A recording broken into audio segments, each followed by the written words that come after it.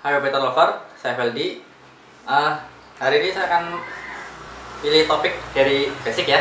Jadi benar-benar dari dasar banget. Topik untuk minggu ini itu apa yang harus kalian lakukan sebelum memelihara ular. Jadi khusus untuk hari ini bukan hanya bal piton, tapi untuk ular secara general. Jadi apa aja kalian pertimbangkan sebelum memelihara. Oke, yang pertama kan harus mencari informasi sebanyak mungkin. Informasi di sini mencakup jenis ular, terutama yang pemula gitu, yang cocok untuk pemula apa aja. Atau mungkin seandainya kalian nggak tertarik dengan ular pemula, bal piton atau cornet gitu ya, tapi kalian lebih tertarik untuk memelihara Piton reticulatus gitu, maka carilah informasi tentang Piton reticulatus, terutama dari sifat, habis itu setup kandang, karakternya, lalu kira-kira mangsanya apa saja, dan berapa lama kira-kira dia sampai usia dewasa. Karena dari usia baby sampai menjadi dewasa itu ada perubahan karakter yang lumayan signifikan dari yang sejauh ini saya perhatikan dari bal piton ya. Kurang tahu untuk ular jenis lain, yang jelas perubahan karakter itu pasti ada. Entah kalian sadar atau enggak, pasti suatu saat akan merasakan ada yang sedikit berbeda gitu ya. Lalu yang berikutnya tentang golongan dari ular tersebut. Apakah ular itu termasuk golongan nokturnal atau yang aktif di malam hari, atau golongan diurnal yang aktif pada siang hari. Karena dua golongan ini suka campur aduk ya, terutama untuk di ular. Karena kalau di jenis-jenis kadal itu kita agak lebih mudah melihatnya, karena hampir sebagian besar jenis-jenis kadal atau lizard itu seperti jenis Varanus, Tegu, atau jenis kadal lainnya itu sebagian besar udah diurnal. Jadi kita nggak usah pusing. Jadi di generalisir juga masih agak sedikit aman gitu ya. Tapi untuk ular ini yang sebagian besar orang itu mencampur adukan dengan kadal, bahkan dengan manusia sendiri gitu. Jadi ular nokturnal disamakan dengan hewan diurnal gitu. Itu udah hal yang beda banget. Ini akan saya jelaskan di video khusus ya tentang nokturnal dan diurnal ini. Lalu yang ketiga, mangsa. Apakah di kota Anda itu mangsa untuk ular tersebut tersedia? Karena ular yang jenis satu itu makan apa aja mau, ular satunya cuma mau makan tertentu, ya kan? Ya kalau masih mau makan tikus. Kalau misalkan ular itu makannya spesifik ke cicak atau kodok, apa enggak pusing gitu ya? Dengan terutama itu untuk ular yang hasil tangkapan liar. Untuk yang hasil ternak mungkin masih udah mulai diajarkan untuk makan roden seperti pinkis mencit atau mengkisar gitu ya. Tapi untuk tangkapan liar, mereka insting alaminya itu masih kuat banget. Jadi untuk dari seperti cicak, kodok disuruh makan ke roden, ke tikus, itu bakal susah sekali. Bahkan ada yang nggak mau sama sekali. Jadi sesulit itu sebenarnya memelihara jenis tertentu yang emang makannya pemilih gitu. Dan itu kalau misalkan mangsanya agak nggak wajar ya, tapi kalau mangsa tikus mah kita masih ya agak udah mulai mudah dicari lah ya. Itu yang penting ketersediaan mangsa di kota Anda itu ada dulu. Lalu berikutnya, apakah Anda sanggup memelihara hewan tersebut dalam durasi waktu yang lama? Karena berbeda dengan mamalia ya, seperti hamster itu untuk jenis Syrian yang gede, yang besar itu dia paling 1-2 tahun mati udah. Terus untuk yang jenis Winter atau Campbell 3 tahun. Untuk yang jenis Roborowski dia 5 tahun. Tapi untuk ular jauh lebih lama dari itu umurnya. Mungkin yang pernah melihara kucing atau anjing berpikiran, oh saya punya kucing umur 10 tahun, saya bisa merawat ini segala macam, ya. Tapi untuk di ular itu bisa sampai 20-30 tahun, gitu. Jadi ular yang dipelihara oleh manusia umurnya bisa jauh lebih panjang dibandingkan saat di alam, karena saat di pihak manusia itu kondisinya lebih terkontrol, mereka nggak bakal ketemu predator, jadi kemungkinan dia untuk bertahan hidup jauh lebih tinggi. Biasanya yang menyebabkan cepat mati itu antara tertular penyakit atau obesitas, ya. Jadi dua hal ini biasa menjadi faktor panjang pendeknya umur ular tersebut, gitu. Jadi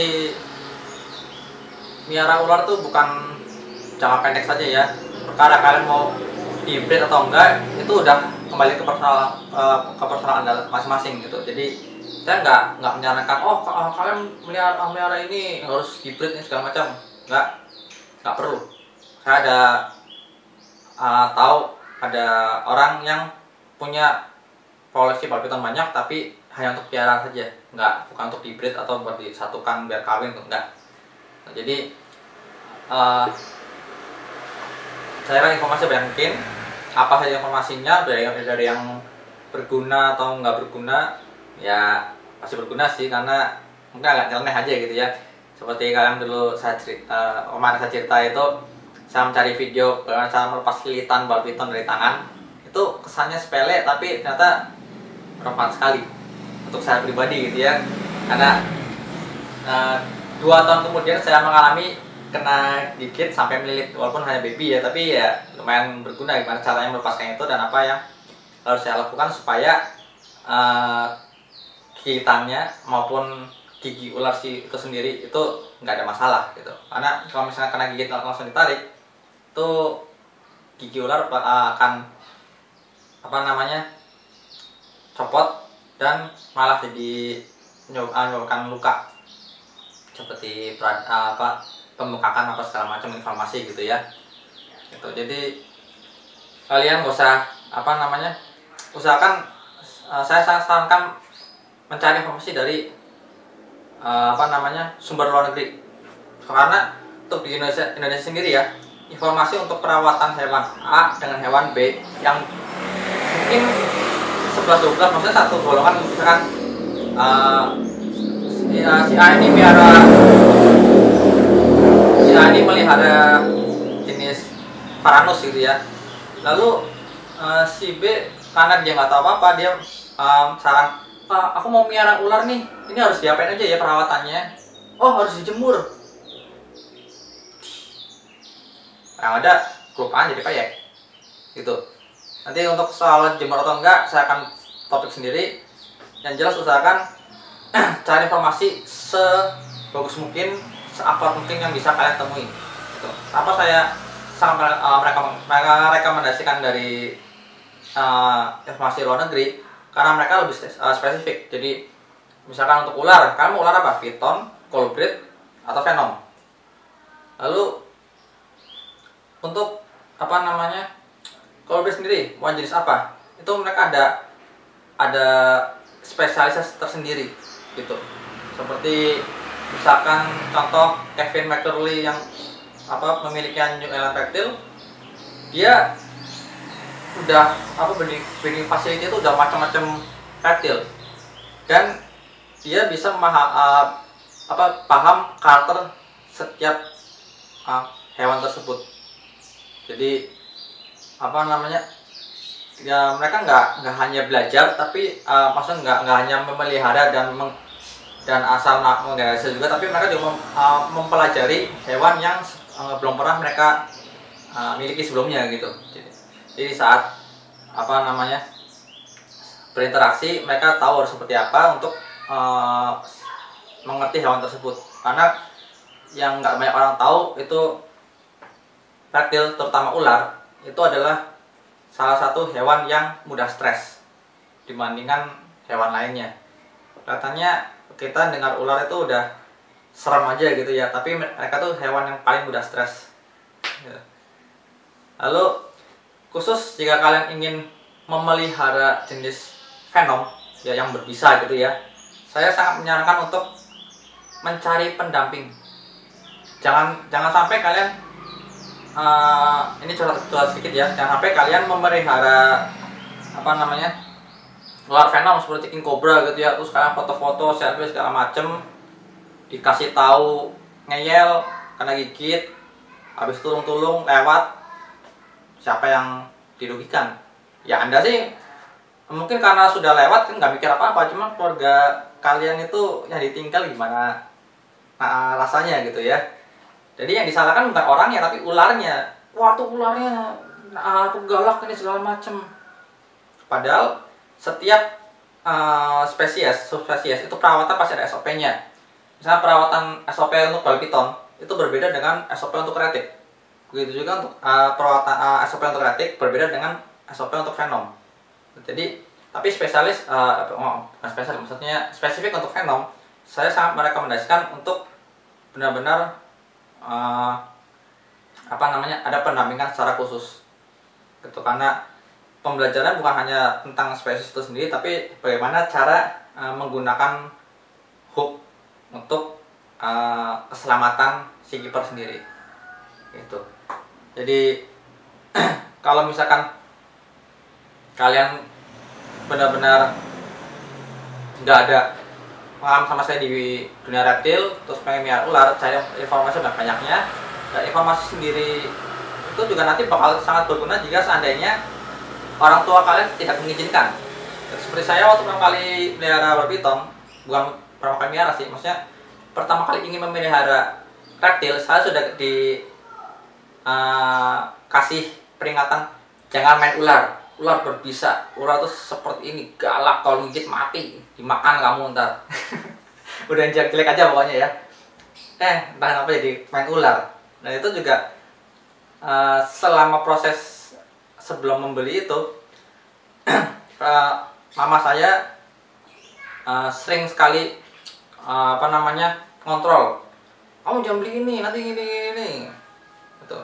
Akhirnya karena saya sudah mempunyai dasar informasi yang cukup lumayan, ya cukup kuat untuk perawatan sehari-hari gitu ya, akhirnya saya bisa mengedukasi dan memberikan penjelasan pelan-pelan. Dan bahkan setelah waktu saya pertama kali beli itu gak bilang sampai akhirnya pas ketemu baru saya keluarkan, ini ularnya.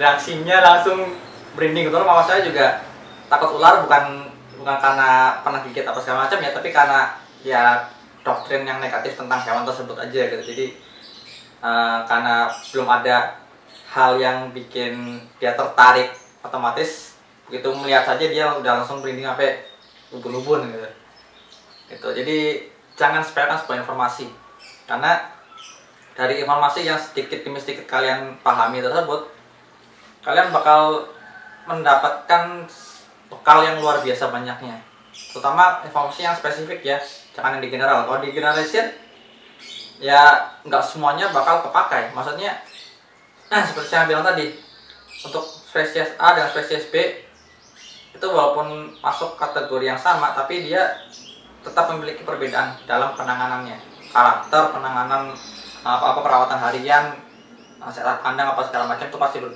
berbeda gitu.